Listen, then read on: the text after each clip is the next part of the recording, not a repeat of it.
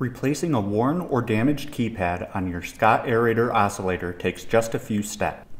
You'll need a number 2 Phillips head screwdriver and a flathead screwdriver or knife. Begin by removing the screw located on the top of the blue oscillator cover using a number 2 Phillips screwdriver.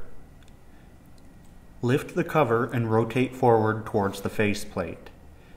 The faceplate is connected to the control board by a ribbon cable attached to the inside of the cover.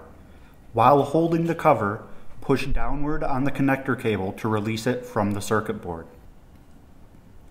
Using a flat screwdriver or knife, peel the keypad off from the control cover and pull the ribbon out.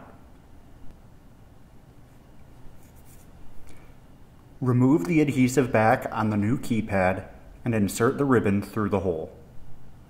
Align the bottom edge so it is level and press into place.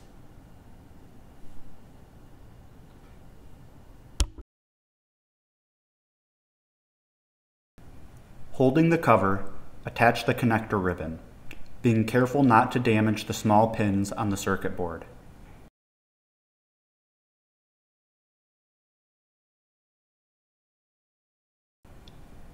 Replace the cover, tighten the Phillips head screw, and your oscillator is now ready for use.